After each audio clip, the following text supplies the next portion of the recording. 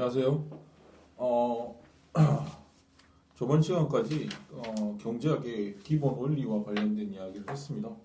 어, 경제학의 기본 원리 10가지는 그야말로 경제학의 기초와 관련된 이야기죠. 그래서 거기 나오는 여러 가지 개념들 잘 숙지를 해주시고요. 그것의 어떤 그 함의들 같은 것들을 잘 숙지를 해야만 앞으로 우리가 이야기할 여러 가지 이제 경제학과 관련된 여러 가지 기본 원리들을 개념이나 원리들을 이해하기 빠르기 때문에 그걸 잘 숙지해 주시기 바랍니다.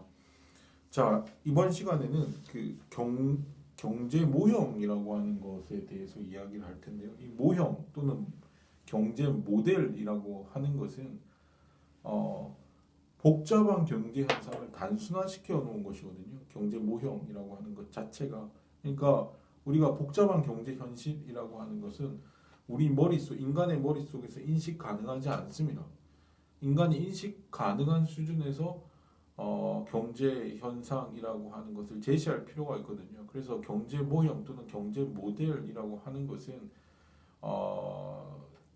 그 복잡한 경제 현실을 단순화시켜 놓은 것입니다. 그래서 인간이 인식 가능할 정도로 단순화시켜 놓은 것들을 경제 모형 또는 경제 모델이라고 할 수 있습니다. 그래서 오늘 여러분들하고 이야기할 것은 우리 책에 그 맨큐 경제학에 나오는 두 가지 경제 모형이 소개되어 있거든요. 물론 경제학을 배우다 보면 계속 경제 모형들이 나옵니다. 그러니까 경제라고 하는 복잡한 현상들을 나열하는 식으로 우리가 경제학이라고 하는 걸 할 수 없거든요. 나열하는 게 아니라 경제 현상을 단순화시켜 놓은 것들을 제시함으로 인해서 우리가 비교적 쉽게 경제 현상을 인지 가능한 수준에서 우리가 제시를 할 수 있기 때문에 그 인식의 틀에 관련된 그 경제 모형에 익숙해져야 우리가 경제학이라고 하는 것도 잘 할 수가 있습니다. 그래서 오늘은 대표적인 경제 모형 두 가지를 소개를 해놨습니다. 우리 책에. 그래서 경제 순환 모형이라고 하는 것과 생산 가능 곡선이라고 하는 이 두 가지 경제 모형을 우리 책에서 소개를 해놨기 때문에 사실 굉장히 중요한 모형 두 가지거든요. 경제학에서 아주 흔히 쓰이는 방법으로 되어 있는 모형입니다. 그래서 이 두 가지 모형에 대해서 이야기를 할 것이다 라고 보시면 됩니다. 그래서 첫 번째로 할 게 이제 경제 순환 모형이라고 하는 것을 이야기할 거고요. 그 다음으로 할 게 생산 가능 곡선과 관련된 이야기입니다. 이 두 가지 이제 모델과 모형 또는 모델을 이야기를 하게 될 것이다라고 보시면 됩니다. 경제 순환 모형이라고 하는 것은 우리가 거시경제학 파트로 가면 거시경제학이라고 하는 건 분석 단위가 국민경제라고 하지 않았습니까? 그러니까 국가 경제 전체를 다루고 있는 것이기 때문에 아주 경제를 거시적으로 조망할 필요가 있는데 경제는 이렇게 돌고 도는 거거든요. 순환한다고 볼 수 있는데 그 어떤 전체 국민 경제 또는 국가 경제 전체를 조망할 수 있는 하나의 순환 모형입니다. 순환도라고 보시면 돼요. 그래서 경제를 한눈에 알 수 있도록 만들어주는 아주 유용한 모델입니다. 그래서 이것도 복잡한 경제 현실을 단순화시켜 놓은 것이기 때문에 현실 그 자체의 경제라기보다는 아주 핵심적인 부분만 우리가 알 수 있도록 핵심적인 부분만 그려놓은 순환 모형이거든요. 순환도라고 볼 수 있어요. 그러니까 국가 경제를 한눈에 볼 수 있는 순환도다라고 볼 수 있습니다. 그래서 이 경제 순환 모형을 할 때 우리가 책에 나와 있는 건 굉장히 단순한 순환 모형이거든요. 그것보다는 조금 복잡한 형태의 순환 모형을 통해 가지고 국가 경제라고 하는 걸 한눈에 볼 수 있도록 한번 그려보도록 하겠습니다. 일단 경제 순환 모형인데 가장 단순한 형태의 경제 순환 모형은 이런 겁니다. 생산 요소가 있고요. 생산 요소 또는 투입 요소라 그래요. 생산에 투입되는 요소들을 의미하고 그 다음에 산출되는 걸 생산물이라고 그럽니다. 네, 생산 과정을 통해서 산출되는 걸 생산물이라고 그러고 생산 과정에 투입되는 요소, 그야말로 투입 요소를 우리가 생산 요소 또는 투입 요소라고 그러는데 생산 요소를 투입을 해서 생산물을 만드는 과정을 우리가 생산 과정이다 라고 이야기를 합니다. 생산 과정이다 라고 이야기를 하고, 그러니까 투입을 해서 뭔가를 산출을 하는 걸 생산 과정이라고 하는 거죠. 근데 생산 요소에는 크게 보면 생산의 3요소라고 해서 보통 노동, 자본, 토지라고 하는 생산 요소가 있습니다.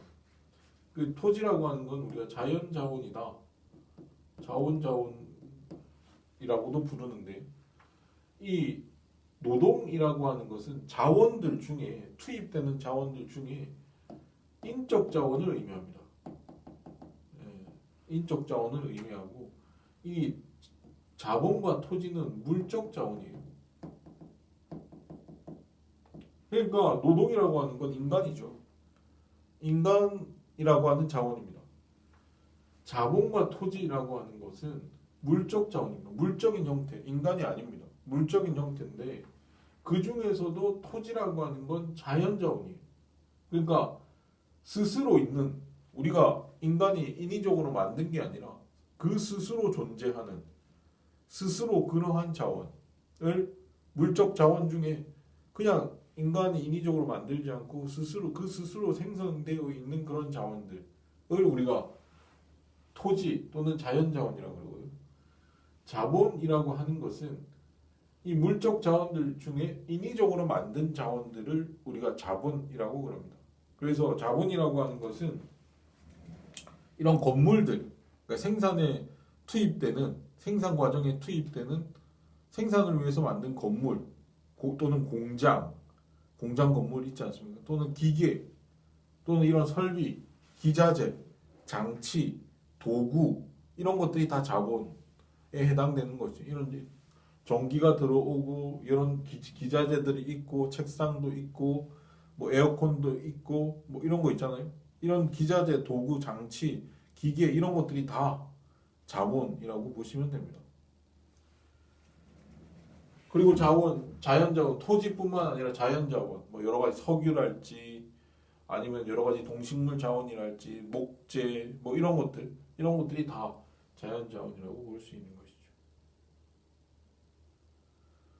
이런 것들을 자본, 노동, 토지를 투입을 해서 결국 투입을 해서 생산물, 어떤 목표로 하는 생산물을 만들게 되고 이게 이제 생산 과정이고 이거를 다시 이 생산 과정이 지속적으로 가능하려면 이 생산물을 통해 가지고 생산 요소가 고갈되지 않도록 생산 요소를 다시 생산하는 그거를 재생산 과정이라고 해요. 재생산이란 말 자체가 유지, 보존한다는 뜻이거든요. 그래서 이 생산물, 생산된 생산 과정을 통해서 만들어진 이 생산물을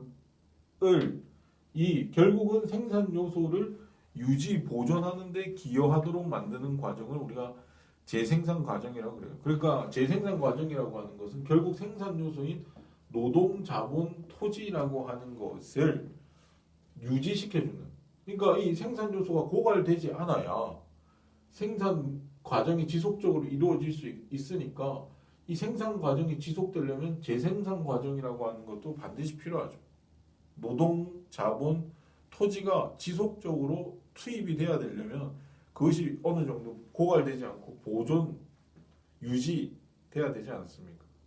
그걸 재생산 과정이라고 그러는데 이 소비라고 하는 게 있어요. 재생산 과정 중에 소비라고 하는 것은 이건 소비재를 구입하는 걸 의미하는데요.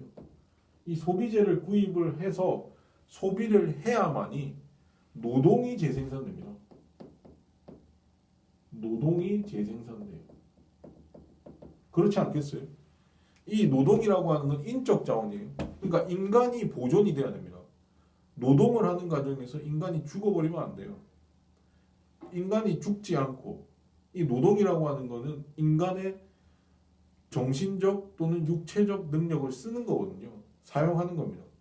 인간의 정신적이고 육체적인 능력뿐만 아니라 정신적인 능력까지 다 쓰는 겁니다. 그렇게 하려면 일단 육체적으로 그 능력이라고 하는 게 보존돼야 되지 않습니까? 그 보존되려면 소비라고 하는 걸 해야죠.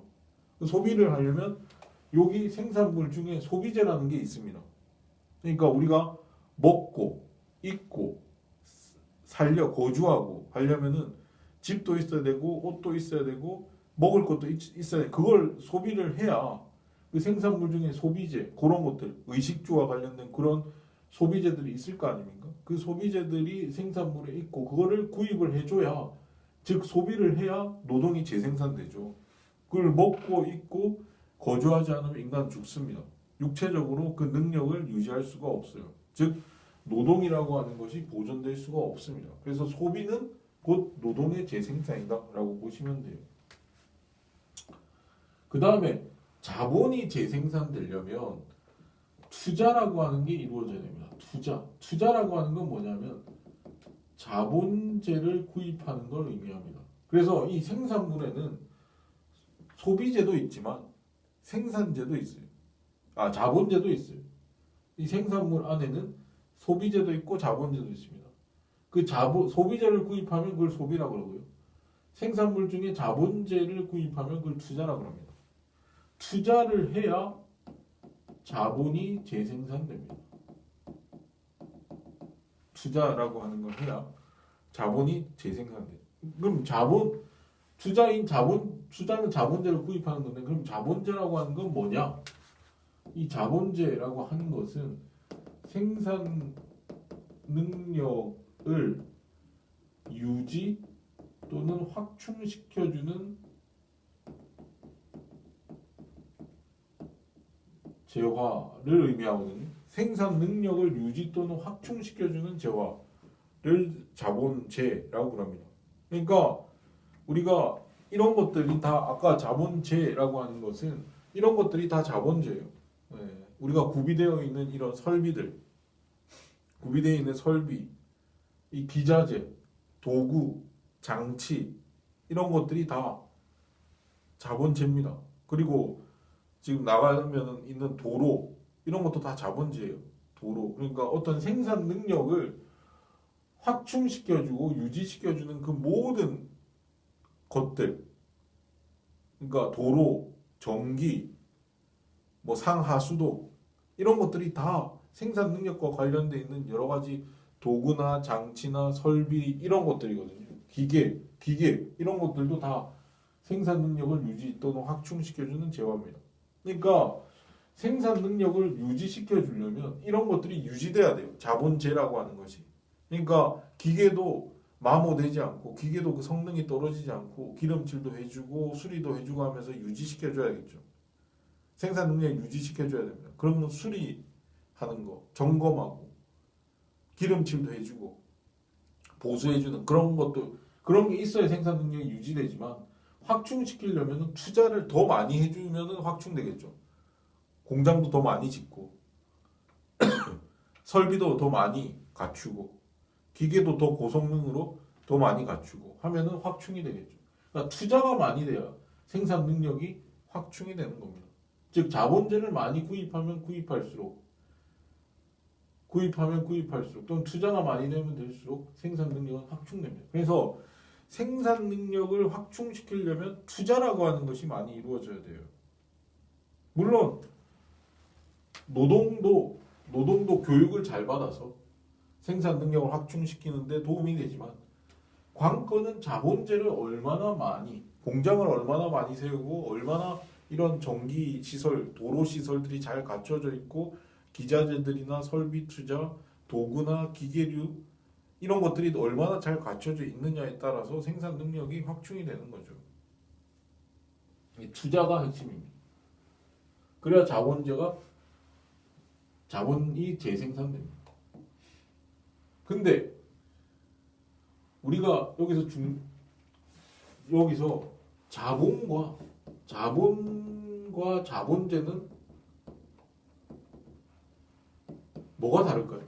여기는 자본이라고 쓰고 여기는 자본재라고 썼는데 자본과 자본재는 뭐가 다르냐면 자본재라고 하는 것은 마치 우리가 노동과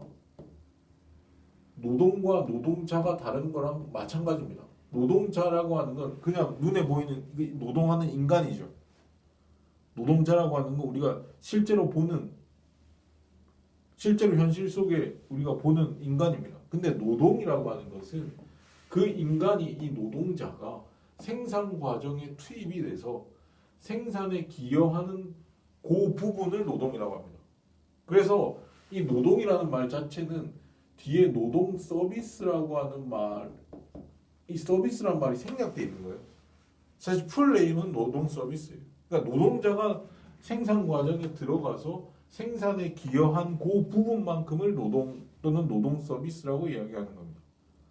마찬가지로 자본재와 자본이 뭐가 다르냐 그러면 자본재는 우리가 보는 이 설비들, 공장, 도구, 장치, 도로, 전기 우리가 보는 그 재화, 눈에 보이는 재화 그 자체예요. 그 물건, 그 재화 자체입니다. 눈에 보이는 그것들, 그게 자본재고요. 자본이라고 하는 건 그런 재화들, 그 자본재가 생산 과정에 투입이 돼서 생산에 기여한 그 부분, 그 자본재가 생산 과정에서 해준 서비스, 뭔가 생산에 기여한 서비스만큼이 그게 자본이라는 거예요. 그래서 이 자본이란 말 자체도 자본 서비스란 말이 생략이 되어 있는 거예요. 그래서 그런 의미에서 두 개가 다르다라고 보시면, 그래서 여기 자본 노동이라고 하는 것 자체가 노동 서비스고 자본 서비스고 토지 서비스입니다. 서비스란 말이 생략이 되어 있습니다. 그래서 재생산 과정에서는 반드시 소비와 투자가 이루어져야 된다. 근데 투자라고 하는 것은 그 이전에 비해서 이 생산 과정 이때 생산 과정이 한 번 이루어지고 재생산 과정이 이렇게 막 돌지 않습니까? 한 번 돌 때보다 투자를 더 많이 하면 옛날에 비해서 자본재를 확충을 시켜버리면 공장도 그 이전에 비해서 공장 하나가 있다가 두 개로 늘어나고 세 개로 늘어나고 기계 장치도 하나가 있다가 두 개에서 세 개, 네 개로 늘어날수록 생산 능력이 확충되는 거예요. 그러니까 이 확충되면 이 투자가 많이 돼서 자본재 생산 능력이 확충이 되면 확대 재생산된다고 그래요. 확대 재생산되는 겁니다. 점점 생산 요소가 그 이전의 생산 과정에 비해서 더 많이 늘어나 버리면 그냥 단순히 유지 보존하는 게 아니라 확대되는 거죠. 확대 재생산되는 거죠. 그래서 경제가 성장을 하려면 확대 재생산이 돼야 됩니다. 경제가 성장한다는 것은 이 생산 요소가 그 이전의 생산 과정에 비해서 더 많이 투입이 돼야겠죠. 이 생산 요소들이. 그러면 확대 재생산 과정이 이루어져야 됩니다.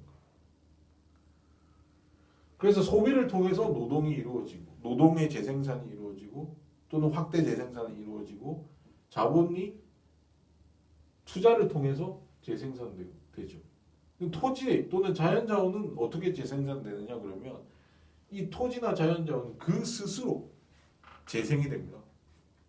그러니까 뭐 목재 같은 거 스스로 재생이 되죠. 우리가 이 자연환경 또는 자연자원이라고 하는 건 그 스스로 그러한 겁니다. 스스로 재생이 돼요. 태양에너지도 재생이 되죠. 계속 재생이 됩니다. 계속 우리 목재도 생식을 하니까 나무라고 하는 것도 계속 스스로 그대로 두면 그냥 재생이 돼요. 다시 납니다. 다시 그걸 쓰고 나면 거기에 다시 또 새로운 게 나죠. 동식물 자원도 마찬가지죠. 새롭게 납니다. 그런 재생 가능하도록 그러니까 우리가 너무 이 자연 자원은 스스로 재생을 하지만 너무 많이 써버리면 목재도 너무 많이 써버리고 석유도 너무 많이 써버리고 너무 많이 써버리면 사실은 재생이 불가능할 수도 있어요. 고갈될 수도 있습니다. 자연 자원이 너무 우리가 그러니까 자연이 재생할 수 있는 능력보다도 더 많이 써버리면 사실은 재생 불능 상태가 돼버리면 자원이 고갈될 수도 있어요. 자연 자원이 고갈돼 버릴 수도 있어요. 그렇기 때문에 잘 써야 됩니다. 자연 자원도 너무 많이 지나치게 써버리면 환경 문제, 자원 고갈 문제가 발생을 하기 때문에 이것도 잘 써야 재생산될 수 있다. 토지나 자연자원도 잘. 그러니까 환경 문제가 일어나지 않도록 그 환경 문제를 해결하면서 자연자원을 써야 된다는 거죠. 자, 이게 순환 모형의 가장 단순한 형태다라고 보시면 돼요. 그래서 이 순환 모형에 대해서 이야기를 한 이유는 뭐냐면 이 각각의 투자가 뭐고 소비가 뭐고 이런 노동이 뭐고 자본 토지가 뭔지에 대해서 개념 정리를 할 필요가 있어요. 그래서 이런 개념들을 이 순환 모형을 통해서 이해를 하면 상당히 잘 우리가 이해를 할 수 있기 때문에 그 순환 모형 관련된 이야기를 했고요. 지금부터는 좀 더 복잡한 경제 순환 모형에 대해서 이야기를 할 건데요. 우리 책에서는 상당히 단순한 모형으로 되어 있습니다. 단순한 순환 모형을 소개하고 있는데 그것보다는 좀 더 복잡하게 순환 모형을 소개하고자 하는데 자 보시면 이 생산물 시장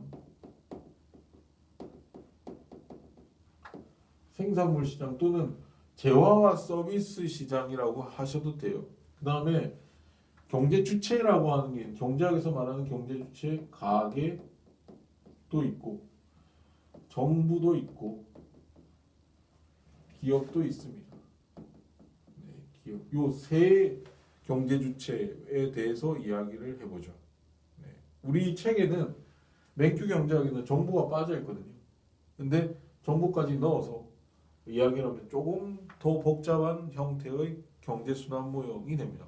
그리고 해외 또는 외국이라고 하는 경제 주체, 경제학에서는 이 네 가지 경제 주체가 있거든요. 이 네 개의 경제 주체가 있는데, 그래서 이 해외나 외국이라고 하는 경제 주체를 빼버리면 이게 해외나 외국이라고 하는 건 우리나라와 교역을 하는 모든 나라들이 저 해외나 외국이라고 하는 경제 주체에 들어가 있다고 보시면 돼요. 근데 이 해외나 외국이라고 하는 경제 주체를 고려하게 되면 개방 경제가 됩니다. 개방 경제 모형이 돼요. 근데 이게 빠지면은 폐쇄 경제 모형. 우리는 교역을 하지 않는 모델이 되는 거죠. 그래서 일단 해외나 외국은 빼놓고 이야기를 폐쇄 경제 모형만 이야기하도록 합시다. 그래서 경제 주체는 세 가지다라고 일단 가정을 하죠. 이것도 복잡한 경제 현상을 단순화시켜 놓은 것이기 때문에 경제 모형이라고 할 수 있고 현실을 그대로 반영하지 않습니다. 그래서 아주 핵심적인 부분만 간추려서 단순화시키기 때문에 현실 그대로는 아니다라고 보시면 돼요. 그래서 여기 순환 모형을 그릴 건데요. 이 화살표. 생산물 시장에 생산물을 공급하는 것은 생산물을 공급한 거예요. 공급한 것은 기업이다라고 보시면 기업만 생산물을 생산한다고 가정을 합시다.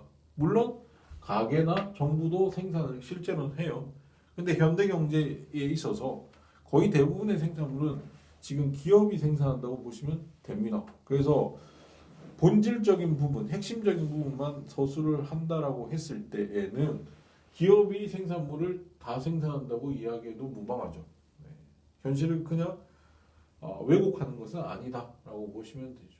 그리고 이 생산물을 기업이 생산하기 위해서는 가게로부터 생산 요소를 제공받아야 됩니다. 네, 제공받아야 생산 요소를 제공받아야 아까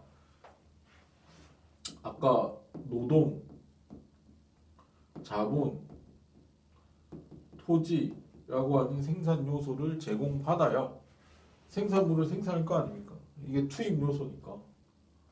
그래서 이 가게라고 하는 건 우리 모두거든요. 우리 모두가 가게예요. 그래서 우리나라에 있는 모든 사람들은 생산 요소를 공급하고 그 생산 요소를 투입한 기업이 생산물을 만들어서 생산물 시장에다 파는 거죠. 그리고 지금 검은색 화살표로 이거를 표시를 했잖아요. 이 검은색 화살표가 실물과 관련, 그러니까 생산물과 생산 요소는 실물이에요. 실물의 흐름을 나타낸 화살표, 딱 검은색 화살표는. 근데 지금부터 저는 화살표를 빨간색으로 표시할 거거든요. 이거는 돈의 흐름이다라고 보시면 됩니다. 돈의 흐름. 네, 이 빨간색 화살표는 돈의 흐름이고 검은색 화살표는 실물의 흐름을 나타내는 것이다라고 보시면 되는데, 일단 가게가 생산 요소를 제공을 하고 그 대가로 그 기업이 생산 요소를 받은 대가로 주는 게 요소 소득이에요. 그러니까 생산 요소를 제공한 대가로 가게가 받는 게 소득이에요. 이게 지금 화폐 흐름이라서 빨간색으로 한 겁니다. 그래서 소득이라고 하는 것 자체가, 그 경제학에서 소득이라는 개념 자체가 생산 요소를 제공한 대가를 소득이라고 합니다. 소득이란 뭐냐? 경제학의 소득이란 뭐냐? 생산 요소를 제공한 대가예요. 그러니까 소득은 노동을 제공하면은 임금이라고 하는 소득을 대가로 받습니다. 그 다음에 자본이라고 하는 생산 요소를 제공하면 이자라고 하는 소득을 받습니다. 토지라고 하는 생산 요소를 제공하면 그 대가로 지대라고 하는 형태의 소득을 받게 되는 거죠. 그래서 소득이라고 하는 말 자체가 생산 요소를 제공한 대가이기 때문에 이 요소 소득은 소득입니다. 가계 소득으로 가는 거죠. 생산 요소를 제공하고 우리가 그 만약에 모아둔 재산이 없다 그러면, 젊은 사람들 같은 경우 모아둔 재산이 없죠. 모아둔 재산이 없다고 했을 경우에는 나는 몸뚱아리밖에 없어요. 내 노동을 제공하고 그 대가로 임금이라고 하는 소득을 받죠.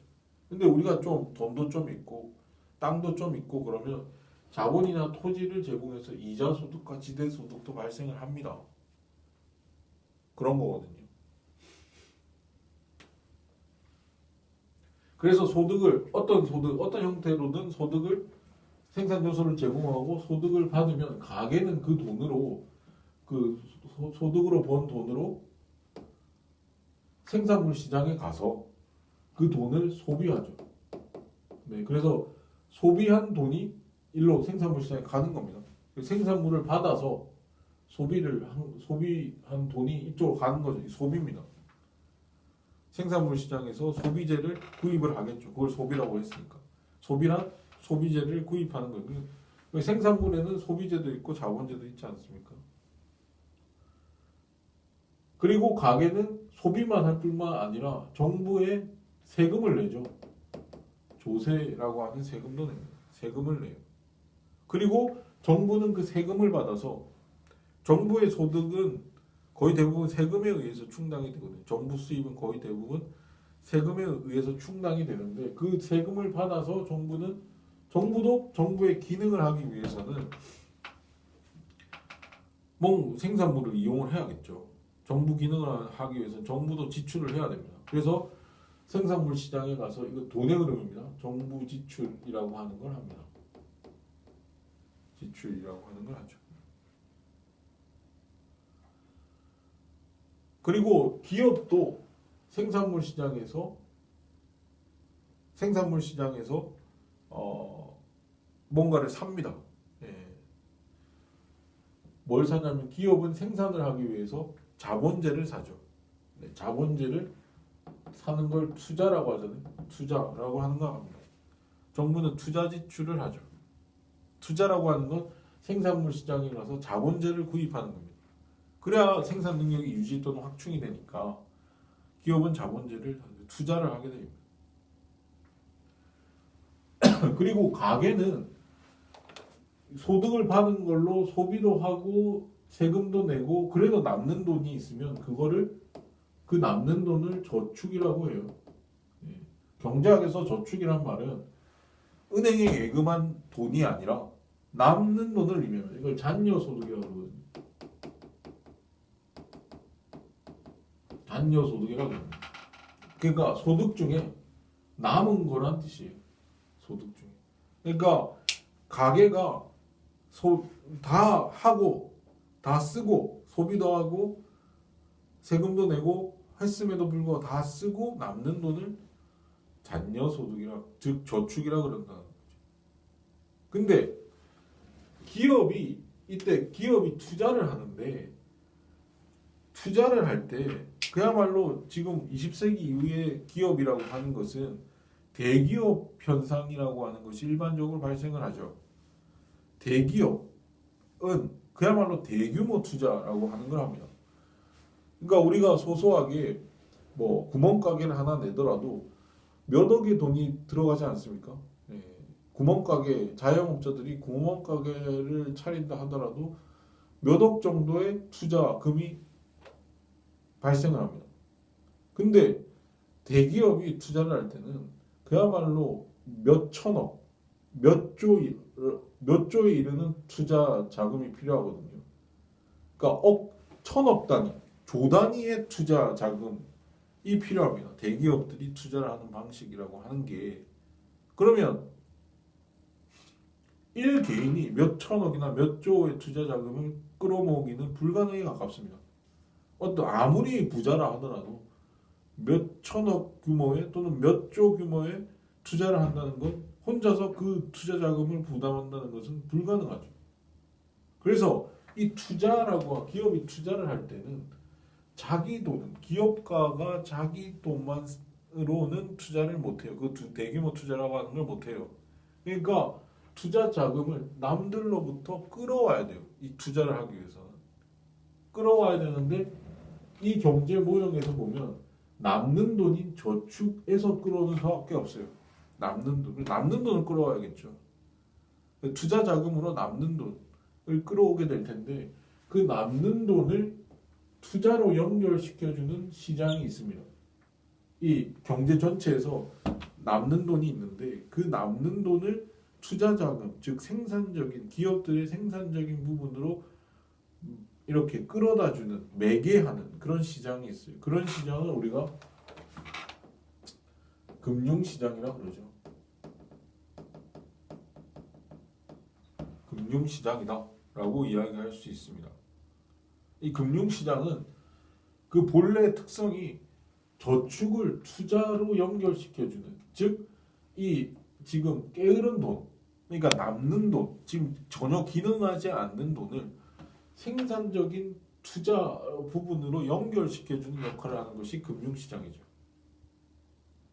그래서 금융시장이라고 하는 것은 크게 보면 두 가지인데 은행이라고 하는 것과 증권시장이라고 하는 게 있어요. 그리고 이 증권시장에는 주식시장과 채권시장이 있습니다. 그래서 이 남들로부터 자금을 조달하는 방식은 크게 보면 두 가지예요. 남으로부터 자금을 조달하는 방식이 크게 두 가지인데 하나는 돈을 빌리는 거고요. 하나는 동업을 하는 겁니다. 동업자들끼리 돈을 모아서 그 자금을 조달하는, 그리고 남들로부터 돈을 빌리는 거죠. 근데 이 은행 제도라고 하는 건 빌리는 겁니다.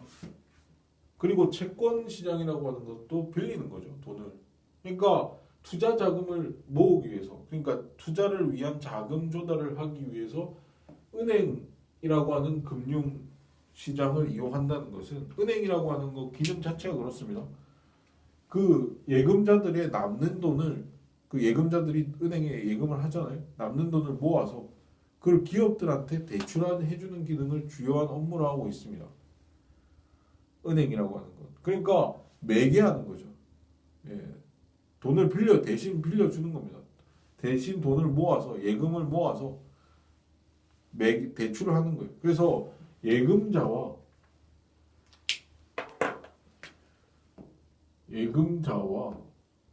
은행이 예금자와 대출자를 중개하는 거죠. 은행. 이 대출을 받는 사람들이 기업이고, 이게 대체로 가계라는 거 아닙니까? 네. 그래서 이 가계의 남는 저축분을 예금으로 하게 되면, 은행에 예금을 하게 되면, 은행은 이 돈을 이용해서, 은행은 금고가 아닙니다. 그냥 그 돈, 예금자들의 돈 그냥 쌓아두지 않습니다. 그 돈을 기업들한테 대출해줌으로 인해서 이 가계의 저축분이 투자로 연결되도록 매개하는 기능이죠. 그러니까 돈을 대신 빌려주는 겁니다. 기업들한테. 또 하나의 빌리는 방법은 은행을 매개하지 않고 그냥 채권을 발행하면 돼요.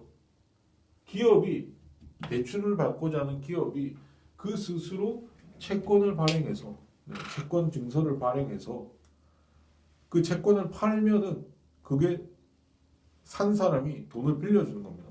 그 기업한테 돈을 빌려주고 만기가 되면은 원금을 갚게 되죠. 그 과정에서 만기가 도래하기 이전까지는 이자도 받을 수 있죠. 그러니까 직접 삼성전자가 채권을 발행해서 직접 돈을 빌릴 수 있는 겁니다. 그래서 이거는 채권은 돈을 빌릴 때 직접 금융이에요. 직접 그러니까 은행을 매개하지 않고 직접 돈을 빌려주는 사람과 빌려받는 사람 이 직접 거래를 하는 겁니다. 삼성전자 채권을 발행을 해서 그 채권을 산 사람이 돈을 빌려주고 빌려받는 거죠. 직접적으로 돈을 빌려주고 빌려받는 사람 직접적으로 거래하는 거죠. 그래서 은행은 간접 금융이고 이거는 직접 금융입니다. 은행이 간접적으로 매개가 되잖아요. 그 다음에 주식시장이라고 하는 것은 이 주식이라고 하는 것은 동업하는 겁니다. 동업. 물적으로만 동업하는 거예요. 우리가 동업이라고 하면 흔히 뭐 기업, 뭐 회사를 하나 만들어서 그 회사에 같이 여러 사람들이 같이 경영하는 걸 동업이라고 생각하잖아요. 근데 이거는 인적인 동업이에요. 같이 경영을 하는 건 인적인 동업이에요. 근데 주식 시장이라고 주식을 사고 판다라고 했을 때는 이거는 물적인 동업만 하는 거예요. 인적인 동업은 하지 않고 같이 경영하는 게 아닙니까? 아닙니다. 우리가 삼성전자 주식을 산다라고 했을 때 그 삼성전자 주식을 산다고 해서 우리가 한 주를 사면 그 삼성전자의 주인이 되거든요. 주인이 됐다고 해서 그 삼성전자 경영에는 참여하는 게 아니지 않습니까? 인적 동업이 아니에요. 경영에 참여하지 않습니다. 경영에 동업하지 않아요. 인적인 동업을 하지 않고 물적으로만 동업을 하는 거예요. 물적으로만 그 회사에 기여를 하는 겁니다. 그리고 물적으로만 동업을 했기 때문에 책임도 물적으로만 집니다. 내 돈이 만약 그 기업이 파산을 했다.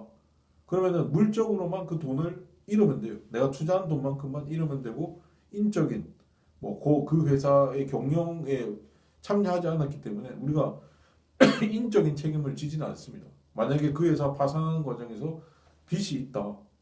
그러면 그 빚도 갚아줘야 돼요. 그 기업의 빚을 인적인 동업을 한 사람이라고 하면 갚아줘야 되는데 물적 동업만 했기 때문에 갚아줄 필요 책임도 없습니다. 물적인 책임만 지면 되는 거죠. 그게 주식회사의 아주 좋은 아이디어고 이 동업 구조, 물적인 동업만 하기 때문에 책임도 많이 질 필요가 없어요. 주식에서는. 그래서 유효하게 그냥 쉽게 동업을 하는 거예요. 물적으로만 쉽게 동업을 할 수 있게 되는 겁니다. 그래서 대규모 자금이 이 주식 시장을 통해 가지고 투자 자금으로 연결될 수 있는 거죠. 내 돈을 주식에 투자를 할 수 있는 겁니다. 투자를 하게 되면 그 기업, 삼성전자면 삼성전자 기업의 이 돈을 이렇게 내 남는 돈 중에 주식이나 채권을 살 수 있지 않습니까? 그래서 이런 증권 시장에 참여를 하게 되면 내 남는 돈이 투자 자금으로 연결되는 거죠. 그리고 이 투자라고 하는 것은 우리가 주식이나 채권을 사는 것을 금융 투자라고 하잖아요. 근데 이때 투자는 금융 투자가 아닙니다. 이건 실물 투자를 의미해요. 그러니까 자본재를 구입하는 겁니다. 자본재를 구입하는 그 투자예요. 우리가 금융 투자를 하면 그러니까 금융 투자랑 실물 투자를 구분해야 되는데 금융 투자를 하면 당연히 그 투자에 의해 금융 투자 주식이나 채권을 사서 이 투자 자금으로 들어가죠. 그래서 실물 투자에 기여를 하긴 하지만 엄밀히 말하면 그 두 개는 구분이 된다라고 하는 겁니다. 우리가 실물 투자가 주식이나 채권을 사는 걸 금융 투자라 하지 실물 투자 이때 이 투자는 아닌 겁니다. 그래서 이런 식으로 이제 그래서 금융시장이라고 하는 것이 상당히 중요합니다.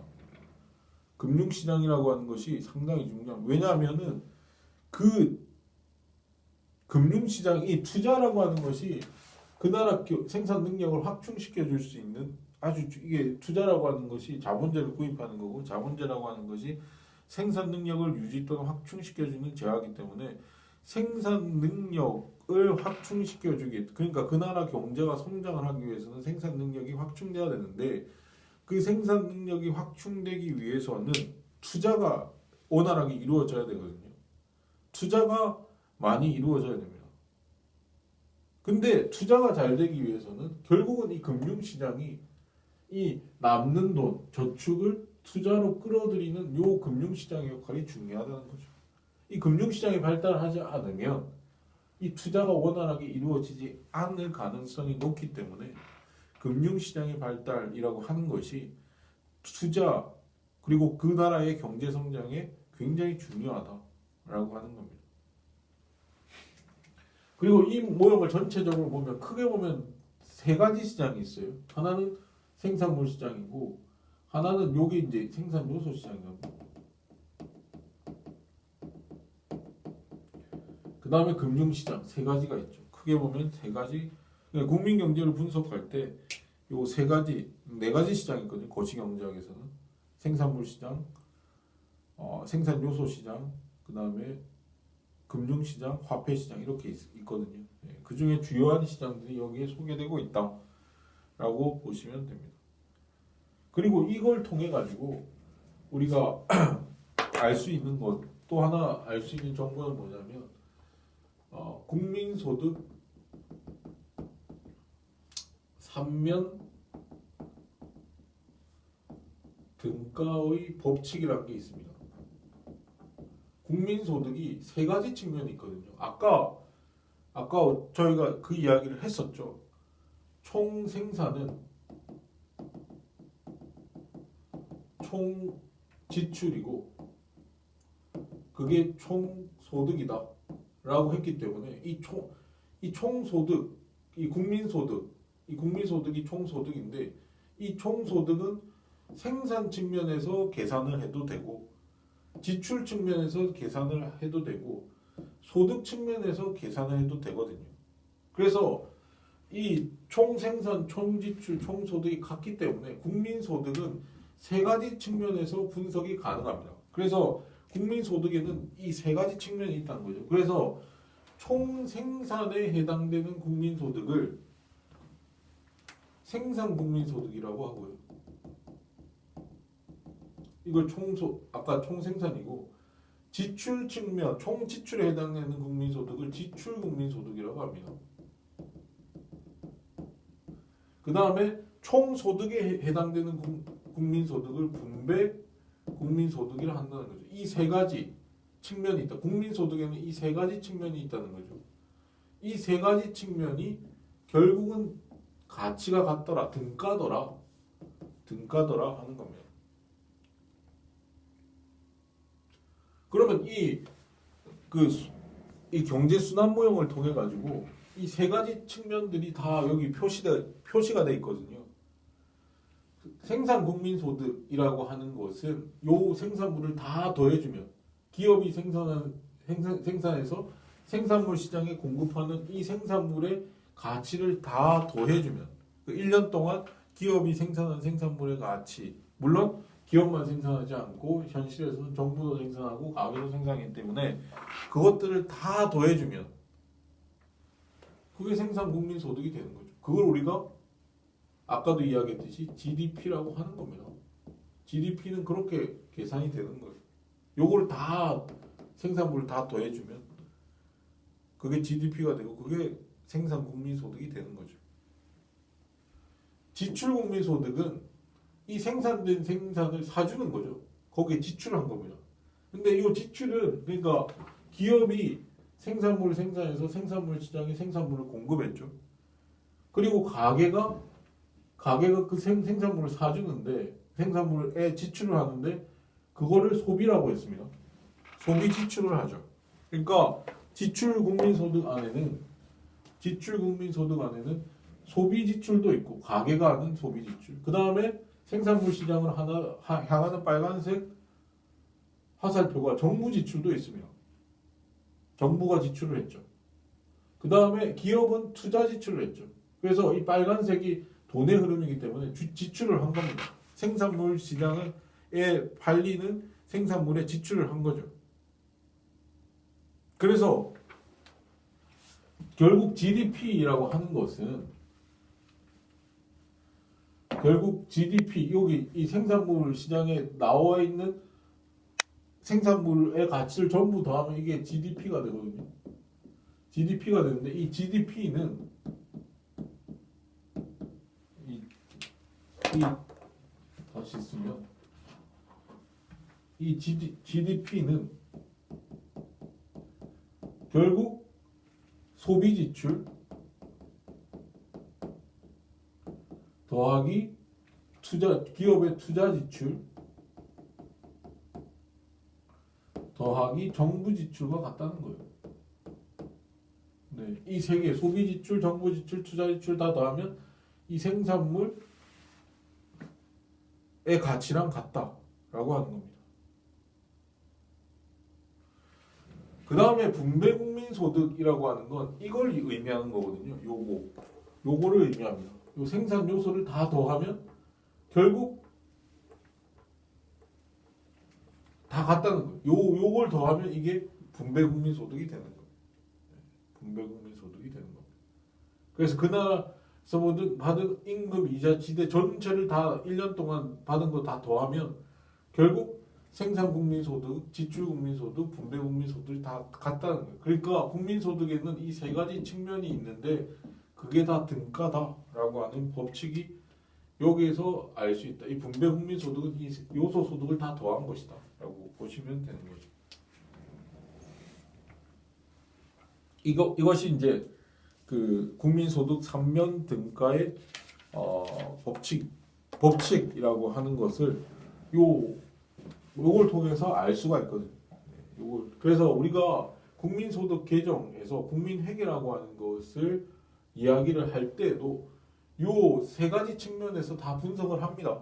네, 세 가지 측면 여기 그 생산 국민소득이라고 하는 것은 아까 이야기했듯이 요 GDP로 계산을 하고요. 그다음에 지출 국민소득도 아까 요 세 가지 소비 지출, 투자 지출, 정부 지출로 분석을 해가지고 각각에 대해서 계산을 합니다. 정부가 보고서를 낼 때. 그다음에 분배 국민소득은 GNI라고 하는 지표가 있어요.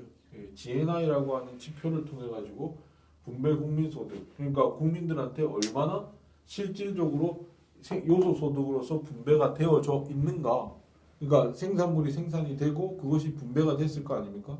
생산물의 가치가 실현이 돼서 분배가 됐는데 그 분배된 몫이 어떻게 실제로 요소 소득으로 실현이 됐는가를 GNI라고 하는 개념을 통해서 GNI뿐만 아니라 여러 가지 이제 분배 국민 소득을 나타내는 여러 가지 지표들이 있거든요. GNI뿐만 아니라 NI니 뭐 PI니 뭐 이런 PDI니 이런 것들 가처분 소득이니 뭐 이런 것들이 다 분석이 돼 있거든요.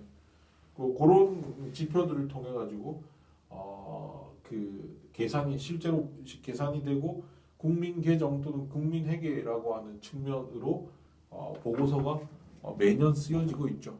네, 쓰여지고 있다라고 보시면 됩니다. 이게 이제 경제 순환 모형과 관련된 이야기입니다. 이 경제 순환 모형이라고 하는 것은 그야말로 국민 경제, 국가 경제 전체를 한눈에 조망할 수 있는 순환도로서 한눈에 조망할 수 있는 아주 유용한 경제 모형이고 도구다라고 보시면 돼요. 이것을 통해서 우리가 한눈에 알 수 있죠. 이 경제의 흐름을 한눈에 알 수 있고 각각의 개념들이 어떤 개념들로 구성되어 있는지 그리고 국민소득이라고 하는 것이 어떻게 계산되는지를 이걸 통해 가지고 우리가 생각할 수 있다. 경제가 성장을 하려면 어떤 식으로 성장을 해야 되고 각각의 개념들은 뭔지가 이걸 잘 보면요. 국가 경제가 한눈에 알 수 있는 좋은 도구다라고 보시면 됩니다. 자, 그리고 이제 다음 시간에는 경제 순환 모형과 함께 생산 가능 곡선이라고 하는 게 있거든요. 그 생산 가능 곡선과 관련한 이야기도 다음 시간에 하도록 하겠습니다. 네, 이번 시간 마칠게요. 이게 그 3주차 상강이거든요. 3주차 상강을 마치고 다음 시간에는 생산 가능 곡선과 관련된 이야기를 하도록 하겠습니다. 수고하셨어요.